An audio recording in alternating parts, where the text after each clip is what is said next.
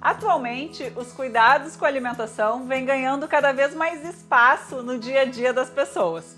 Com isso, surge muita informação, termos diferentes que, ao invés de ajudar, acabam confundindo muita gente na hora das compras. Pensando nisso, hoje eu vou explicar a diferença entre alimento in natura, alimento processado e alimento ultraprocessado.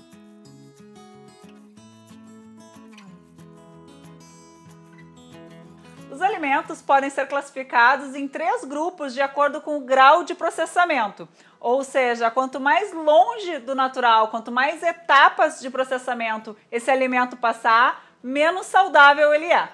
No primeiro grupo estão os alimentos in natura ou minimamente processados, que são obtidos diretamente de plantas e animais e não sofrem qualquer alteração após deixar a natureza. Alguns alimentos desse grupo sofrem processos mínimos, como limpeza, secagem, remoção de partes não comestíveis, fermentação, pasteurização, entre outros processos. Nesse grupo, eu incluiria os alimentos que frequentemente não precisam de embalagem, como os legumes e verduras, as frutas in natura, as batatas, aipim e outras raízes e tubérculos, as farinhas, como a de trigo, a de mandioca e também massas frescas à base apenas de farinha, arroz, tanto integral quanto parborizado, quanto branco, os feijões e também outras leguminosas como a lentilha, o grão de bico, tanto comprados a granel quanto embalados, os sucos integrais ou naturais, sem conservante e sem adição de açúcar, as sementes oleaginosas e as frutas secas, cereais em geral como a aveia, a quinoa, o amaranto, sem adição de açúcar e sem aditivos, as carnes como carne bovina, carne de porco, frangos, peixes frescos e também os ovos, os laticínios também como os leites e os iogurtes naturais sem adição de corante e nem açúcar, o café, os chás e também as especiarias e ervas, tanto frescas quanto desidratadas. Esses alimentos devem ser a base da nossa alimentação, ou seja, sempre priorizar alimentos naturais, alimentos da estação e receitas feitas em casa. No segundo grupo estão os alimentos processados, que são alimentos in natura que recebem adição de sal, açúcar ou óleos para durarem por mais tempo e ficarem mais agradáveis ao paladar. Um exemplo bem prático para entender a diferença entre alimentos in natura e alimentos processados é o peixe.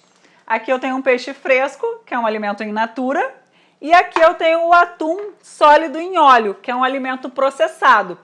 Ele é conservado apenas no óleo, água e sal, e isso a gente consegue verificar na lista de ingredientes no rótulo do produto.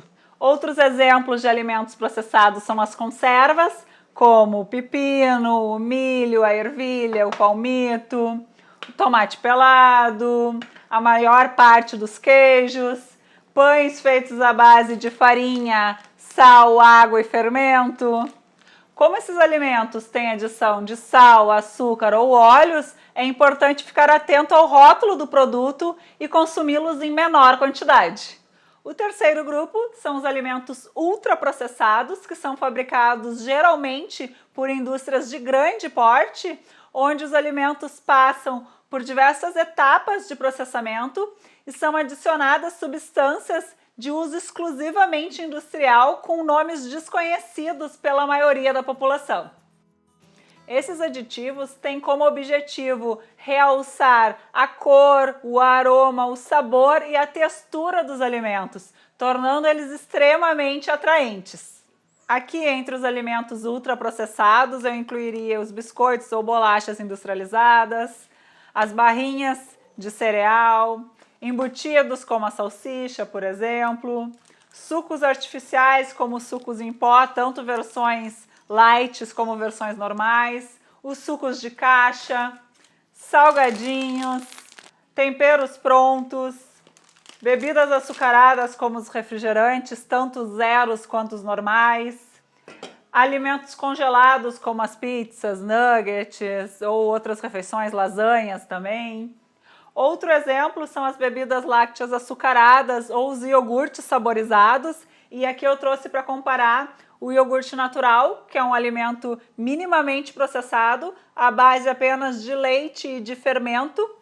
E essa outra versão aqui, que além de fermento e de leite, tem também na composição xarope de açúcar, amido modificado, açúcar, fosfato tricálcico, aromatizante, espessante, corante, entre outras substâncias.